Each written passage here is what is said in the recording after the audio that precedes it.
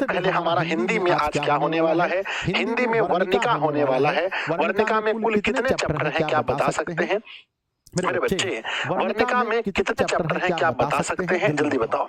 वर्णिका में कितने चैप्टर हैं, क्या बता सकते हैं? सर, आपके क्लास में आते ही नींद गायब हो जाती है। हे भगवान, मेरे क्लास में आने के बाद नींद लग जाए तो फिर मैं मास्टर किस काम का हूँ, बताओ?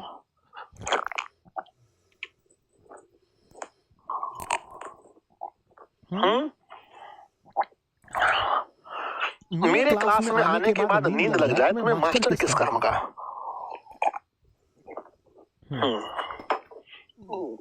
ओम छूमंतरम अंतरम संतरम तंत्रम सबका नींद भगंतरम स्वाहा। चलो, सबका नींद खत्म हो गया। मेरे बच्चे देखिए, सबसे पहला हमारा मोटिवेशन है मेरे बच्चे। कहते हैं कि हार जाना गलत नहीं है, हार जाना गलत नहीं है, लेकिन हार मान लेना गलत है। हार मान लेना गलत है, क्योंकि पूर्ण विराम केवल अंत ही नहीं, क्योंकि पूर्ण विराम केवल अंत ही नहीं, एक नए वाक्य की शुरुआत भी है। तो बच्चों, कभी हारना गलत नहीं है, पर हार के बैठना गलत है। आइए बच्चों, सबसे पहला दही वाली मगम्मा आप लोग पढ़े होंगे। फर्स्ट क्वेश्चन देखते हैं कि अबलूरू के पास किसी गांव की रहने वाली निम्नलिखित में से कौन थी? अबलूरू के पास किसी गांव में रहने वाली निम्नलिखित में कौन थी? तो वह बच्चों मगम्मा थी। अगला सवाल नंबर दूसरा आपके सामने है कि मगम्मा किसके लिए मिठाई रखी थी? आप लोगों ने पाठ पढ़ा होगा, मगम्मा हमेशा पोता के लिए मिठाई रखती थी। कहते हैं दही वाली मगम्मा किस भाषा से अनुदित है? ये बच्चों, दही वाली मगम्मा कन्नड़ भाषा से लिया गया है। कहते हैं मगम्मा को किसके साथ विवाद था? नजम्मा के साथ, जो कि उसकी बहू थी। अगला क्वेश्चन है श्रीनिवास जी का जन्म स्थान कहाँ है? तो वह बच्चों कोलार कर्नाटक में उनका जन्म हुआ था। कहते हैं घर वाले के रहते एक अच्छी सारी नसीब नहीं हुई। ऐसा ऐसा मेरे बच्चे कौन कहती है?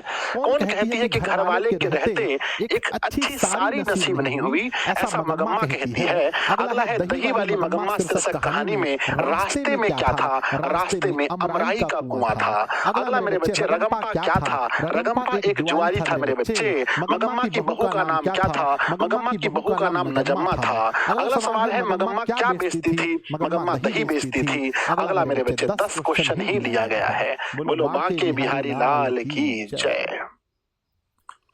कितना याद था आपको? 10 में से कितना याद था आपको, बताइए? 10 में से कितना याद था आपको?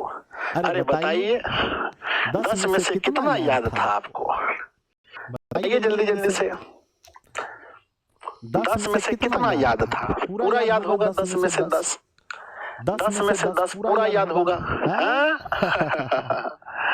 चलिए आगे बढ़ते हैं मेरे विद्यार्थी जी। दूसरा धैर्य विश्वास। आपको पता होगा कि धैर्य विश्वास में विशेष रूप से किसके बारे में है? ये जो धैर्य विश्वास है, इसमें बच्चों एक औरत की चर्चा है जिसका नाम लक्ष्मी है।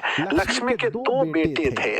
लक्ष्मी के 2 बेटे थे। एक का नाम था, छोटे बेटे का नाम केशव, और बड़े बेटे का नाम क्या था बताओ?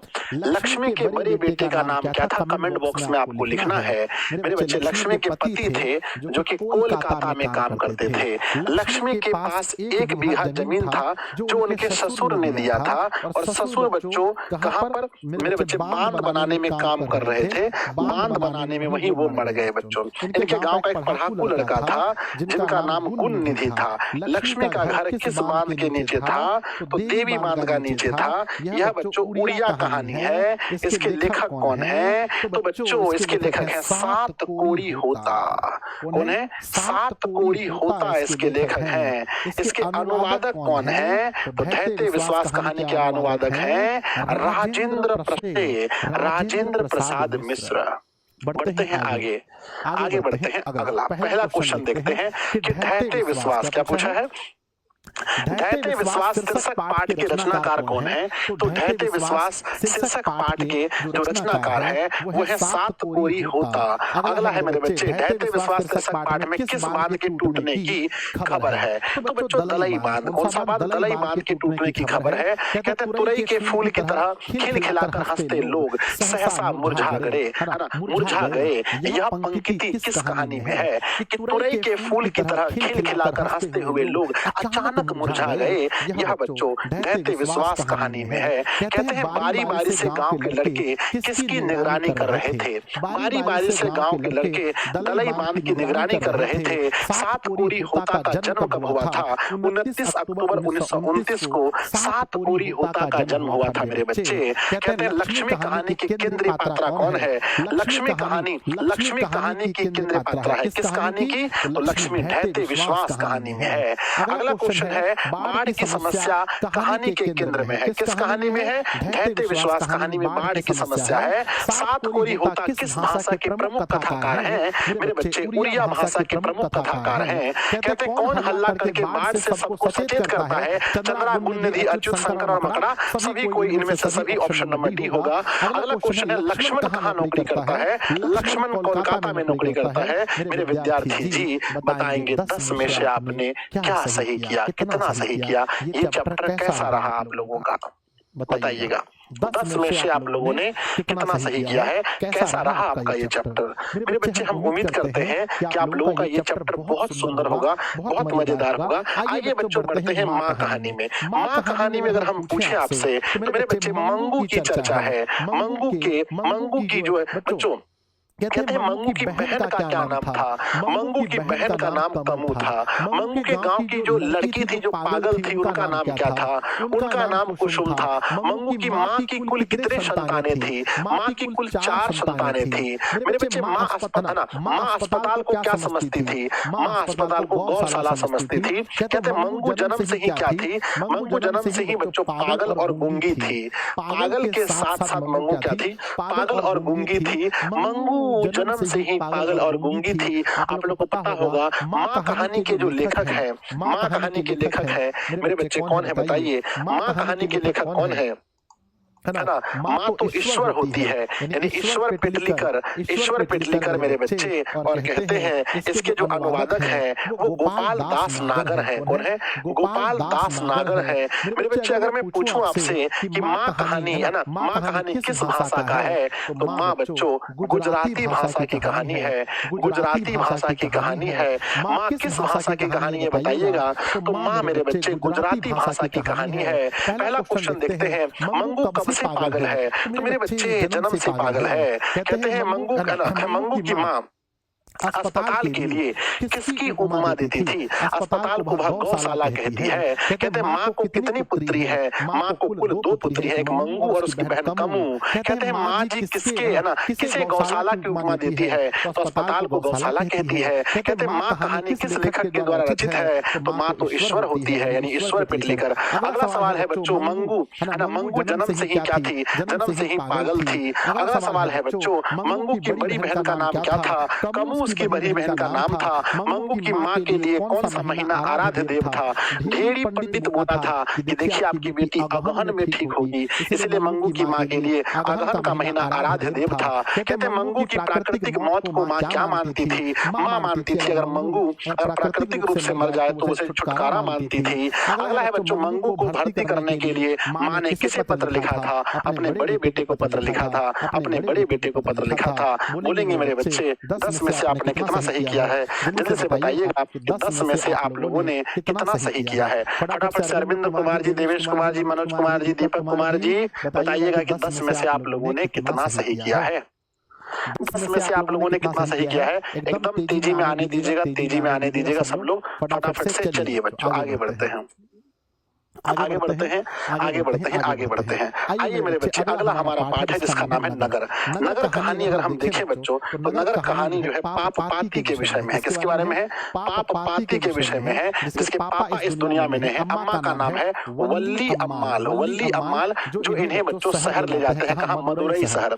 मदुरई शहर लेकर जाते हैं इलाज कराने के लिए। पाप पाती को क्या हुआ है? पाप पाती मेनिनजाइटिस रोग से ग्रसित है। सबसे पहले इन्हें क्या हुआ था? सबसे पहले इन्हें तेज बुखार हुआ था। डॉक्टर इन्हें कहाँ लेटाए हैं? तो स्ट्रेचर पर। कहाँ पर? स्ट्रेचर पर डॉक्टरों ने लेटाया है। इनकी मम्मी को कितने नंबर कमरे में बुलाया गया था? इनकी मम्मी को 48 नंबर कमरे में बुलाया गया था। कितने बजे? सुबह 7:30 बजे। मम्मी ने किस मंदिर में मन्नत मांगी? तो वेदीश्वरण मंदिर में मन्नत मांगी। कहते नगर कहानी मेरे बच्चे तमिल भाषा से लिया गया है, जिसके जो लेखक हैं वो हैं श्रीनिवास। कौन है? श्रीनिवास का वास्तविक नाम है एस रंगराजन। क्या नाम है? एस रंगराजन। इसके अनुवादक का नाम है के ए जमुना। क्या नाम है? के ए जमुना इसके अनुवादक के नाम है। मेरे विद्यार्थी जी, बड़ा प्यारा सा कहानी है, बड़ा खतरनाक कहानी है। क्या आपने पढ़ा है? आपने पढ़ा है तो प्यारा सा दिल बनाकर भेजिएगा। गुरु जी हम पढ़ते नहीं है, गर्दा उड़ा देते हैं सर, हम गर्दा उड़ा के पढ़े हैं। जल्दी से दिल बनाकर भेजिएगा सर, जल्दी से सब लोग दिल बनाकर भेजिएगा। चलो बच्चों आगे बढ़ते हैं। सर केक कब कटेगा? भैया केक भी कटेगा, सब में बटेगा। 6 नंबर क्वेश्चन नंबर देख लीजिएगा, बच्चे के मन में डाउट उत्पन्न हुआ है। और मेरे बच्चे देखो 6 नंबर में जो क्वेश्चन है इसको समझिएगा। क्वेश्चन लिखा है कि मंगू जन्म से ही थी बच्चों। तो पागल और गूंगी एक साथ नहीं दिया है, इसमें पागल ही सबसे पहला माना जाएगा। पागल ही हम सही में आएंगे, ठीक है ना। चलिए बच्चों आगे बढ़ जाते हैं। आगे बढ़ जाए। चलो बच्चों तमिल कहानी है और है ना श्रीनिवास। अच्छा नहीं बच्चों श्रीनिवास नहीं होगा। हे भगवान ये कुंची पढ़ा दी हमने, हे भगवान मारे हो जाएगा। अरे तमिल कहानी मेरे बच्चे सुजाता ने लिखा है। हे गुरुजी क्या पढ़ा दिए हो? सुजाता होगा। और सुजाता मेरे बच्चे एस रंगराजन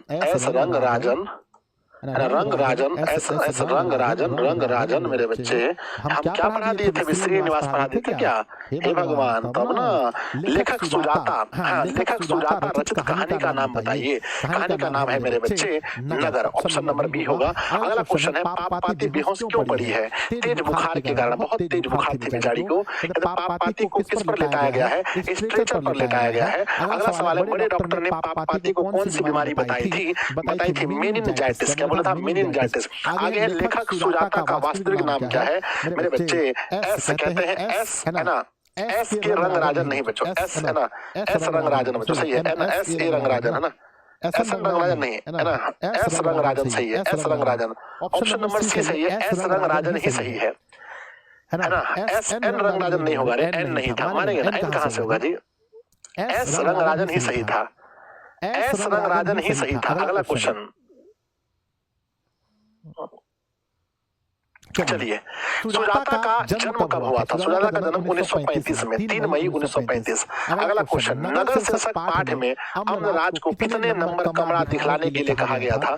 48 नंबर कमरा। अगला क्वेश्चन है पाप-पाती की उम्र कितनी थी? मेरे बच्चे 12 साल की लगभग बेचारी रही होगी। अगला क्वेश्चन है नगर शीर्षक कहानी के लेखक कौन है? नगर के लेखक है सुजाता। अगला क्वेश्चन है मेरे बच्चे पहले दिन पाप-पाती को क्या था? सिर में दर्द था मेरे बच्चे, अब तेज बुखार था।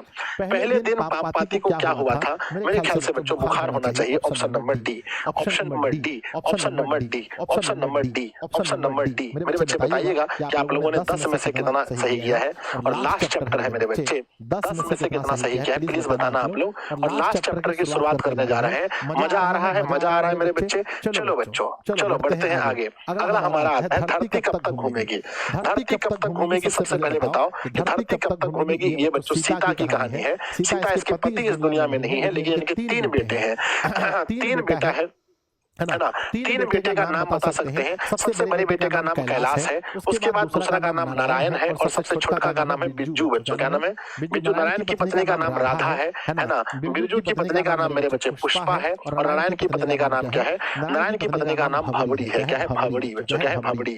और कहते हैं कि मेरे बच्चे कहते हैं खुदा ने, है ना, नहीं खुदा ने नहीं। मेरे बच्चे ध्यान रखिएगा, कहते हैं कि बेटे ने माँ को कितने रुपए देने की बात की है? 50 रुपए। पहले मेरे बच्चे एक महीना करके माँ रहती थी, एक महीना करके सबके यहाँ रहती थी। अब फिर बेटे ने नियम बनाया 50 रुपए करके देंगे। कहते हैं बच्चों धरती कब तक घूमेगी? इसके है ना, यह बच्चों किस भाषा की कहानी है?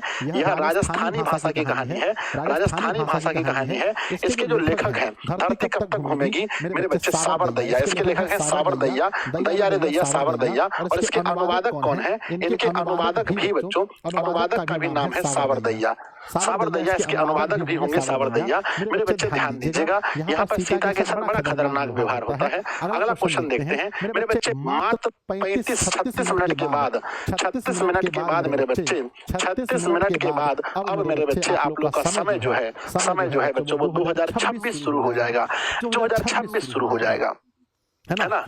चलिए आगे बढ़ते हैं, चलिए बढ़ जाए। तो सीता के पुत्रों का नाम क्या था? सीता के पुत्रों का नाम था कैलाश, नारायण और बिज्जू। ऑप्शन नंबर बी सही है, कैलाश, नारायण और बिज्जू। अगला क्वेश्चन देखते हैं मेरे विद्यार्थी जी कि किसे महसूस हुआ कि पृथ्वी और आकाश के बीच में घुटन भरी हुई है? ये महसूस किसे हुआ था?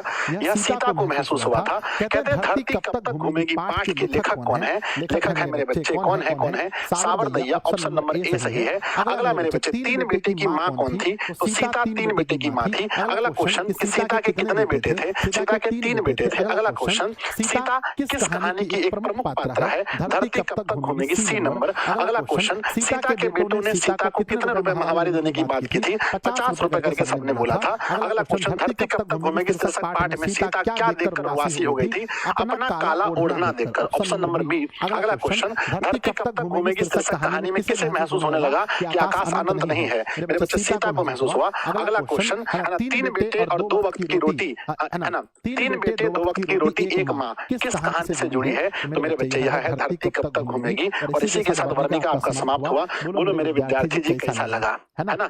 वर्णिका आप लोग का समाप्त हुआ, आप लोग कैसा महसूस किए? वर्णिका के 50 क्वेश्चन को बना करके मेरे बच्चे कैसा फील हुआ?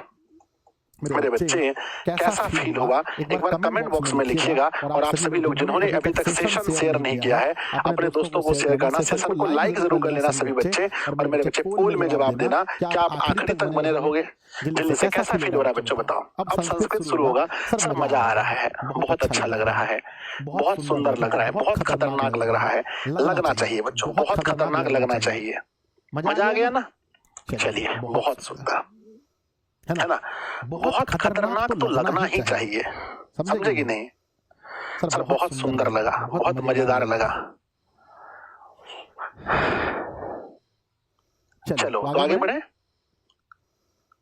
चलो भैया आगे बढ़ते हैं। अब हमारा शुरू क्या होता है? अब हम लोग शुरू करने वाले हैं किसको? अब शुरू होने वाला संस्कृत। तो संस्कृत के हम लोग 5 चैप्टर को, कुल कितने चैप्टर को मेरे बच्चे? संस्कृत के 5 चैप्टर को देखने वाले हैं बच्चों। संस्कृत बुक में अगर मैं आपसे पूछूं तो कुल चैप्टर की संख्या कितनी है? संस्कृत में कुल चैप्टर कितने हैं एक बार बता सकते हैं कि संस्कृत में कुल चैप्टर की संख्या कितनी है बच्चों? तो आप जानोगे कि संस्कृत में कुल चैप्टर है बच्चों 14, है ना। कुल 14 चैप्टर है संस्कृत में। चैप्टर की कुल संख्या 14 है। संस्कृत में कुल चैप्टर की संख्या कितनी है? तो 14 है। लेकिन हम लोग पहले स्लॉट में, फर्स्ट स्लॉट में कितने चैप्टर देखेंगे? तो पहले स्लॉट में हम लोग 5 चैप्टर देखने वाले हैं। तो बच्चों संस्कृत में चैप्टर 1 से लेकर 5 तक पढ़ने वाले हैं। कैसा है आपका संस्कृत, है ना? मेरे बच्चे सर लगता है 2 स्लॉट हो पाएगा। अरे लास्ट में खींच देंगे। सुबह सुबह आप लोग होंगे रहोगे, हम खींच देंगे। सुबह सुबह बहुत तेजी में खींचेंगे। बताओ कैसा है संस्कृत? संस्कृत आप लोग का कैसा है एक बार बताइए। सर अगर इसका पीडीएफ मिल जाएगा तो मजा आ जाएगा। हाँ बच्चों पीडीएफ क्यों नहीं मिलेगा? बिल्कुल पीडीएफ मिलेगा सर, बढ़िया है। सर आपको नींद नहीं आता है? भगवान नींद आएगा जी। जब वादा किए हैं आप लोगों से हम पीछे हट जाएंगे। नींद आता है मैं बुरा कहेगा। चलो मस्त है, बहुत बढ़िया, बहुत सुंदर। चलो बच्चों शुरू करते हैं। मस्त है, जबरदस्त है। सबसे पहला हम लोग देखते हैं फर्स्ट। पहले बच्चों मोटिवेशन सुनेंगे, बड़ा प्यारा सा मोटिवेशन है। कहते हैं टूटा हुआ भरोसा और बीता हुआ वक्त जिंदगी में कभी लौट कर नहीं आता। कहते हैं टूटा हुआ भरोसा और ना मेरे बच्चे बीता हुआ वक्त जिंदगी में कभी वापस नहीं आता। इसलिए मेरे बच्चे इन दोनों का बहुत अच्छे से उपयोग करना चाहिए। आइए सबसे पहले देखते हैं संस्कृत का पहला चैप्टर जिसका नाम मंगलम है। मंगलम मेरे बच्चे यह बच्चों कैसा पाठ है? तो यह बच्चों पद्यात्मक पाठ है। मंगलम में मेरे बच्चे अगर हम देखेंगे तो कुल कितने मंत्र का प्रयोग हुआ है? तो मंगलम पाठ में 5 मंत्र हैं जो कितने उपनिषदों से लिए गए हैं? तो मेरे बच्चे कुल उपनिषदों की संख्या अगर हम देखें जो 4 उपनिषदों से लिए गए हैं मेरे बच्चे। लेकिन उपनिषद अगर हम आपसे पूछें कि वेद की संख्या कितनी है? 4 है। मेरे बच्चे वेदांग की संख्या कितनी है? तो मेरे बच्चे 6 हैं। और कहते हैं पुराण की संख्या कितनी है? 18 है। और मेरे बच्चे कहते हैं कि उपनिषदों की संख्या कितनी है? तो उपनिषदों की संख्या 108 है। उपनिषदों की संख्या कितनी है मेरे बच्चे? तो उपनिषदों की संख्या कुल 108 है। चलिए, तो मेरे विद्यार्थी जी यहाँ पर देखेंगे बहुत खतरनाक मेरे पास आंसर शीट नहीं है। दिक्कत ये है, थोड़ा बहुत कहीं मिस्टेक होगा तो आप लोग संभाल लेना। सत्यमेव जयते नानृत्यम, यह पद्यात्म बच्चों किस उपनिषद से लिया गया है? सत्य की जीत होती है, असत्य की नहीं। यह मेरे बच्चे सत्यमेव जयते मुंडकोपनिषद से लिया गया है। मेरे बच्चे यहाँ पर ऑप्शन नंबर बी में है, मुंडकोपनिषद से लिया गया सत्यमेव जयते। अगला सवाल है बच्चों, सत्य का मुंह किस पात्र से ढका है? तो हिरण्मय पात्र से ढका है। अगला सवाल है मेरे बच्चे, है ना, ऋतस्य पद का अर्थ क्या होता है? ऋतस्य मतलब मुख का, पात्र से या सत्य से या द्वार का। ऋतस्य मेरे बच्चे, ऋतस्य क्या लिखा? ऋतस्य मतलब मुख का, सत्य का। मेरे बच्चे सत्य होना चाहिए, ऋतस्य लिख दिया है। तो आई थिंक मेरे बच्चे होना चाहिए सी नंबर। ऋतस्य क्यों लिखा है मुझे समझ नहीं आ रहा है ना। सर मेरा एक भी चैप्टर कंप्लीट नहीं हुआ, हे भगवान। तो जो ऋतस्य लिखा है मेरे बच्चे, थोड़ा सा मुझे लग रहा है कि सतस्य होना चाहिए, लेकिन ऋतस्य लिखा गया है। अगला सवाल देखते हैं कि यथा नद्यः अस्यन्दमानः, है ना मेरे बच्चे, यह पद किस उपनिषद से लिया गया है? जिस प्रकार नदियां मेरे बच्चे, नदियां, तो देखो ये कंठोपनिषद से तो नहीं लिया गया है। पहला है ईशावास्य उपनिषद नहीं लिया गया है। कंठोपनिषद में आत्मा के विषय में है मेरे बच्चे, हाँ है ना। तो श्वेतासुर उपनिषद सबसे लास्ट में है, नहीं होगा। ईशावास्य भी नहीं होगा। सत्यमेव जयते नहीं बच्चों, मुझे लगता है कठोपनिषद होना चाहिए। कठोपनिषद, बताओ इसका सही उत्तर क्या होगा? कठोपनिषद होगा option number A. Answer sheet मेरे पास नहीं है, अरे गलती हो सकता है ना। अत्येति पद का अर्थ क्या होता है? पार कर जाता है, सुन जाता है। देख मेरे बच्चे, पार कर जाता है। अत्येति मतलब पार कर जाता है। अगला सवाल है अरुणयान महतो महियान। ये मेरे बच्चे, ये बच्चों आत्मा के विषय में कहा गया है, जो कंठोपनिषद मेरे बच्चे, है ना। अरुणयान, है ना, महतो महियान। तो बच्चों यहाँ पर महतो भरा जाएगा, यहाँ पर मेरे बच्चे महतो होगा, यहाँ महतो होगा। अगला क्वेश्चन देखते हैं विद्यार्थी जी। नद्य समुद्रे स्तंद, है ना, नद्य समुद्रे अस्तम गच्छन्ति, रेखांकित पद का प्रश्न निर्माण कीजिए। तो बच्चों कहाँ जाते हैं? कुत्र मतलब कहाँ? बच्चों नद्य समुद्रे कुत्र अस्तम गच्छन्ति, तो कुत्र होगा मेरे बच्चे, कुत्र मने कहाँ, कुत्र मने कहाँ। तो ऑप्शन नंबर मेरे बच्चे सी होना चाहिए, है ना। सर 4 नंबर का गलत हो गया, हे भगवान। आंसर शीट के बिना बड़ा दिक्कत है रे, बहुत दिन से।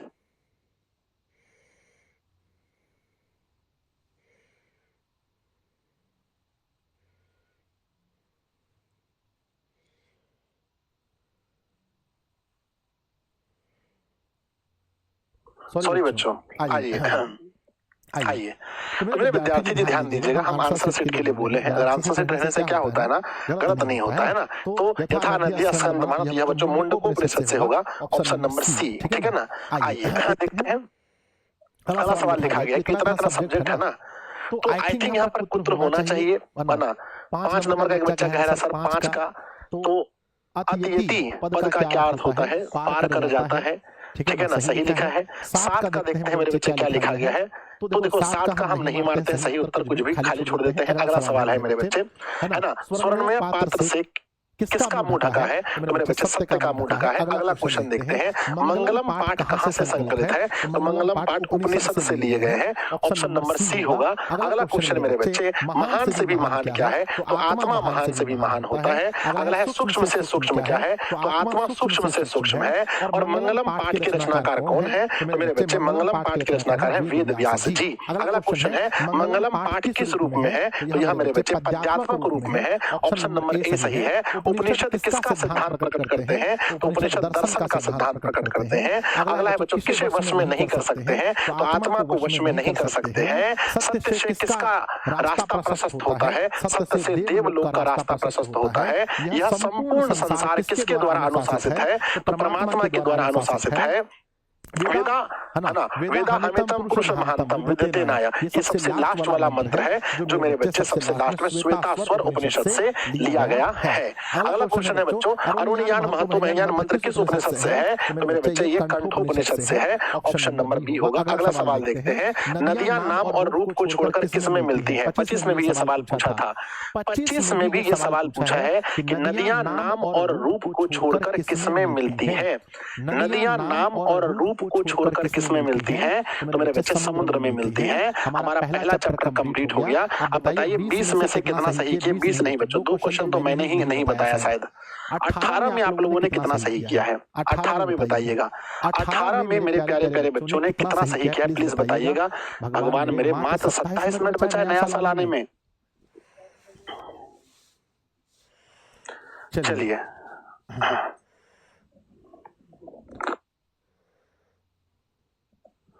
है ना, तो मेरे बच्चे बताइएगा। सर 19 नंबर का चेक कर लिए। देखिए बच्चों कहीं मिस्टेक हो सकता है, 19 नंबर गलत नहीं है। सवाल पूछा गया है कि अरुणियान महतो महियान, यानी यहाँ बच्चों आत्मा के विषय में कहा जा रहा है, अनु से छोटा। तो आत्मा वाला मुझे 100% याद है, ये कंठोपनिषद में ही ऐसा बोला जाता है। मेरे बच्चे ये कंठोपनिषद 100% सही है ना। चलिए आगे बढ़ते हैं, अगला चैप्टर बच्चों पाटलिपुत्र वैभवम पाठ आप लोगों ने बहुत अच्छे से पढ़ा होगा। मेरे बच्चे पाटलिपुत्र पाठ को बहुत अच्छे से पढ़ा होगा आप लोगों ने। ये चैप्टर बहुत इंपॉर्टेंट है। आइए देखते हैं सबसे पहला बच्चों कहते हैं गोविंद सिंह, कहते हैं मेरे बच्चे गोविंद सिंह सिख संप्रदाय है ना, सिख संप्रदाय आश्रित रिक्त स्थान को भरिए। मतलब कौन से गुरु हैं आपको बताना है मेरे बच्चे। दसम है, कौन से गुरु हैं बताओ, है ना। गुरु गोविंद सिंह बच्चों कौन से गुरु हैं? तो ये दसम गुरु है, 10वें गुरु है, ऑप्शन नंबर ए होगा। अगला है कि काव्य मीमांसा के रचनाकार कौन है? मैंने बताया था कि जहां बच्चों ये मानसा शब्द जुड़ जाए, मानसा, तो याद रखना मेरे बच्चे, मांस जो है मेरे बच्चे वो राजा खाते हैं। मैंने ट्रिक बनाया था, राजा मने राजशेखर, मने राजशेखर, ऑप्शन नंबर बी होगा। अगला क्वेश्चन है, किसने कहा पाटलिपुत्र की नगर शोभा देखने में प्रिय है? ऐसा कहने वाले कौन थे? मेगास्थनीज ने ऐसा कहा था। अगला सवाल देखते हैं बच्चों कि पटना का पुराना नाम क्या था? पुष्पपुर। पाटली साहब मेरे बच्चे पटना का पुराना नाम पुष्पपुर था, ऑप्शन नंबर ए सही होगा। अगला मेरे बच्चे मध्यकाल है ना, मध्यकाले पाटलिपुत्रम वर्ष सहस्त्रमिति परिमिति रेखांकित पदकार निम्नलिखित में कौन सा है? मेरे बच्चे कहते हैं कि मध्यकाले पाटलिपुत्रम